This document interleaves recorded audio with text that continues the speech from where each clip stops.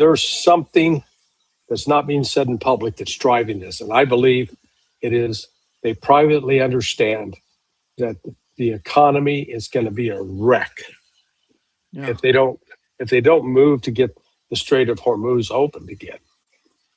But again, it's sort of a false hope because, if they sign tomorrow and okay, good, hey, happy days are here again.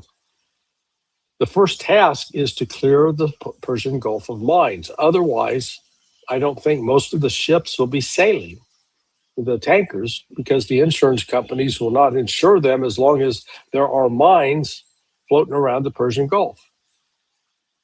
That's number one. And according to testimony before the Congress in April, Pentagon said it could take up to 6 months to clear up all the mines. So, so there's going to be a delay in getting, let's call it the Persian Gulf back online.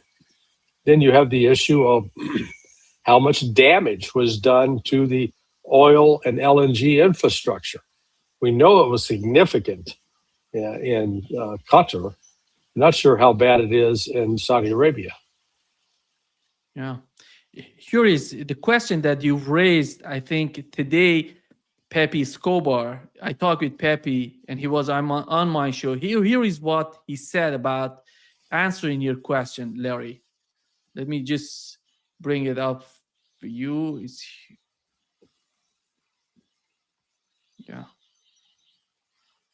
Here is what Pepe said. It's a very long email with lots of details, but it's basically, if I could, and then I'm breaking this to your show, in fact. This is breaking news to you, but I haven't had time to process it. But basically, what I can tell you and our audience, it concerns an estimate of 60 days starting on June 15. This means this past Monday. It's a risk assessment about consumption of oil and strategic reserves of the United States. And Trump got these numbers. And when he looked at these numbers, he was absolutely petrified, because they're basically saying that by mid-August, this means that 2 months from now, they're going to get to an emergency level. They cannot use their strategic reserves anymore. And the global supply deficit of oil would instantly be multiplied by millions of barrels, meaning a global crisis in mid-August, in the height of summer.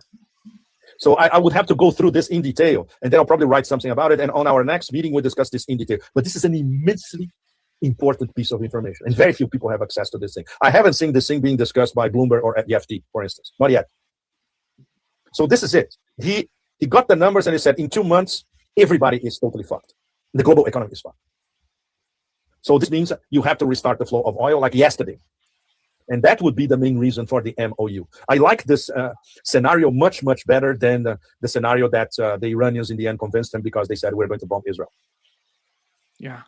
He just nailed it, in my opinion.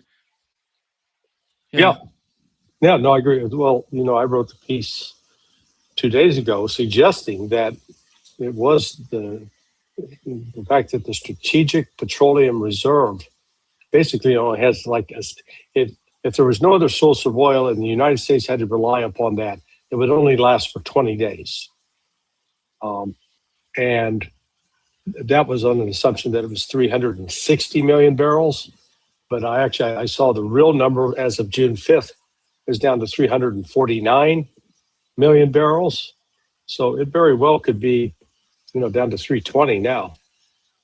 So then, 20 million barrels per day, we're talking 16 days, barely 2 weeks of supply left.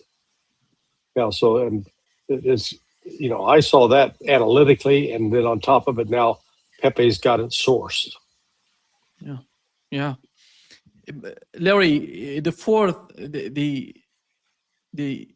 point number 4 is immediately upon the signing, the United States will begin the removal of its naval blockade and any disturbances or impediments against Iran, and will fully end the naval blockade within 30 days. I think the naval blockade is gone by now.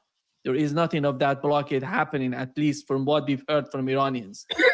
during this period, the traffic of vessels will be in proportion to the number of pre-war traffic being restored by Iran. The United States further undertakes to remove its forces from proximity of Iran within 30 days.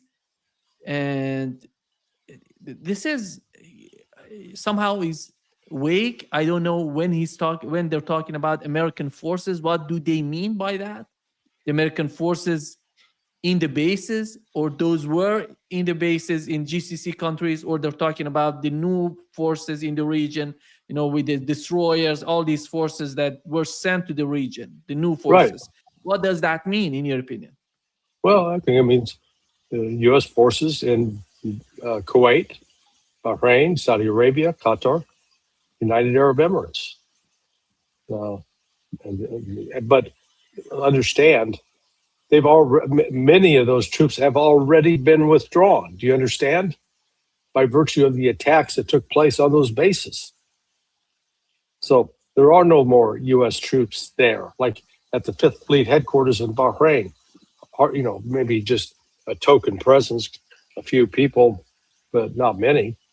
So it's already become a de facto reality, at least in some of the countries. Yeah. Number 5 is so important because it's related to the Strait of Hormuz. Upon the signing of this MOU, Iran will make arrangements using its best effort for the safe passage of commercial vessels with no charge for 60 days from the Persian Gulf to the Sea of Oman and vice versa.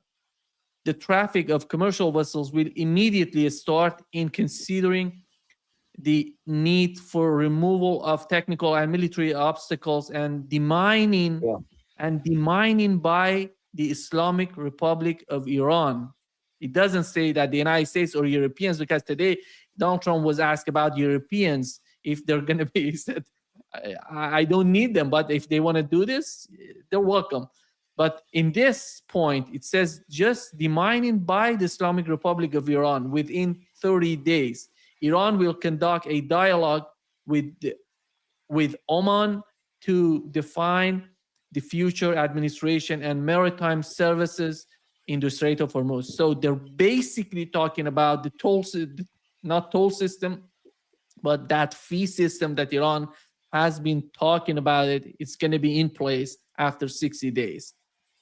Well, and understand that that means just 2 months. Now, how many ships are actually going to go into and out of the Gulf in those 60 days? I would suggest very, very few. Why? Because they have not completed the demining operation.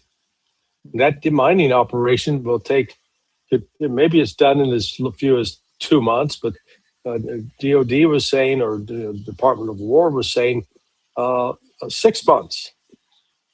So this is an interesting, essentially, Iran wouldn't be collecting any money during that period anyway. I think it's sort of, it's a calculation. They agreed to, 60-day as a token, okay, we don't take money. I'm not sure there would have been many people to collect from during that period.